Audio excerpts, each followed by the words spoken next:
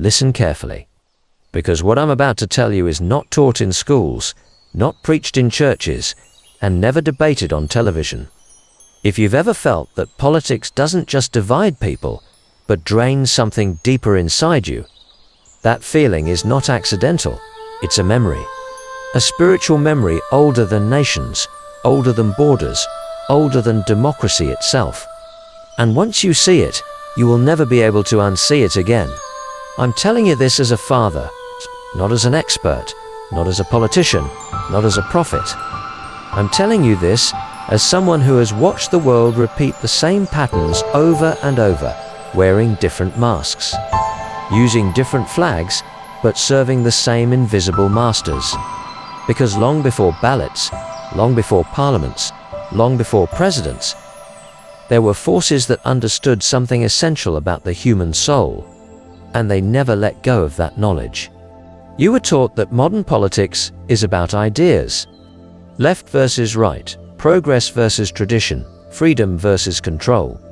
But that's only the surface story, the one designed to keep your eyes busy while something far older operates underneath. Ancient civilizations didn't rule through policies.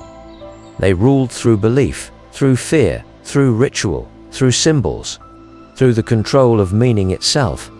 And here's the part that most people are not ready to hear.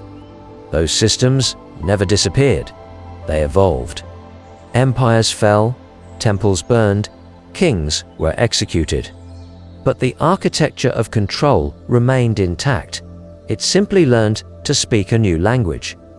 In ancient times, power was claimed through divine authority. Pharaohs were gods. Kings ruled by mandate of heaven. Priests interpreted reality for the masses. You didn't obey laws, you obeyed fate. Today, the language has changed, but the function hasn't. Modern politics doesn't just govern behavior, it governs identity. It tells you who you are allowed to be angry at, what you are allowed to fear, what you are allowed to hope for, and most importantly, where you are forbidden to look. Because the most dangerous human being has never been the rebel. It has always been the spiritually awake individual who no longer needs permission to see. Let me ask you something, and answer honestly.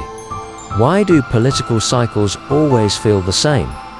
Why does every generation believe it's living in a unique crisis? When the emotional pattern never changes, why does the system always thrive on division, urgency, outrage, and exhaustion? Because those emotions are not random, they are ancient tools. Long before modern media, ancient rulers understood that a population in constant emotional reaction cannot access higher awareness. Fear collapses perception. Anger narrows consciousness. Hopelessness disconnects the soul from divine intuition.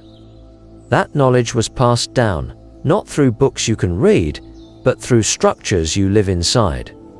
The Roman Empire didn't just conquer lands, it mastered psychological dominance.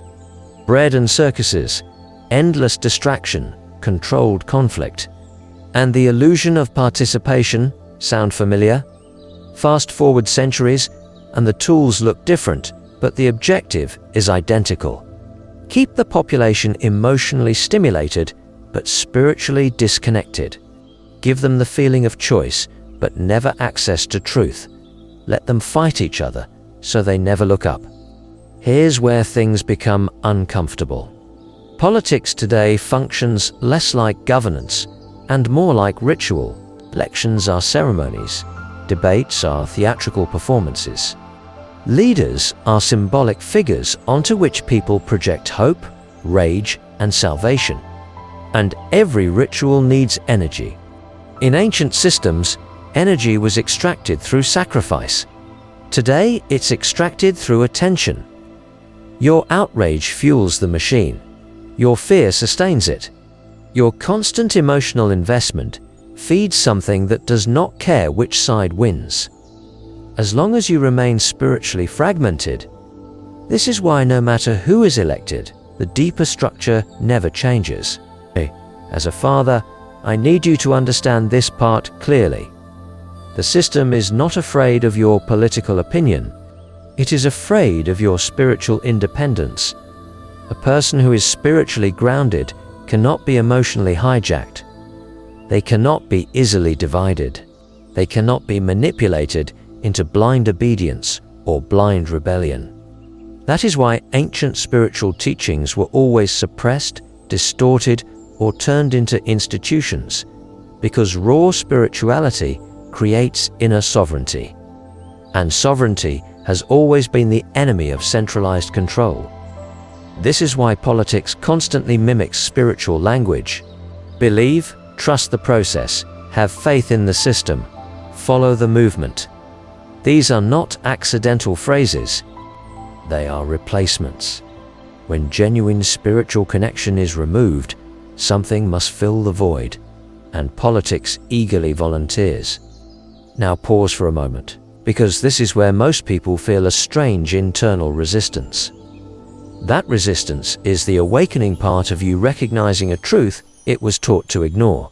If you've felt exhausted by political news, if you've felt drained after debates, if you've felt spiritually numb during moments of global crisis, that is not weakness. That is your intuition warning you that something ancient is feeding on your emotional energy. And this is exactly why I want you to subscribe to this channel right now and leave a like, not as a favor, but as an act of protection. Because what we explore here will not flatter your beliefs. It will strengthen your discernment. And once you develop spiritual discernment, these systems lose their grip on you forever. Now listen carefully, because we're about to go deeper. Ancient forces don't operate through people, they operate through patterns. Individuals come and go, presidents change, governments collapse. But the pattern remains: crisis, division, fear, a promise of salvation, disappointment, reset, over and over. Century after century. And every time humanity believes, this time is different. It never is. The reason modern politics feels increasingly chaotic is not because the world is falling apart. It's because more people are becoming sensitive to the manipulation. Spiritual awareness disrupts ancient control systems. That's why censorship increases when consciousness rises. That's why narratives become more aggressive when people start questioning. That's why the system no longer tries to convince, it tries to overwhelm. Because overwhelm shuts down intuition. As your father, let me tell you something I learnt too late. The most powerful rebellion is not loud. It is silent clarity. Ancient mystics understood this. That's why they spoke in parables. That's why truth was hidden in metaphor, because direct truth threatens systems built on illusion. Politics today cannot tolerate silence. It needs constant reaction, constant outrage, constant noise. Silence reconnects you to something older than power. And here's the twist most people never expect. These ancient forces are not supernatural demons controlling the world from the shadows.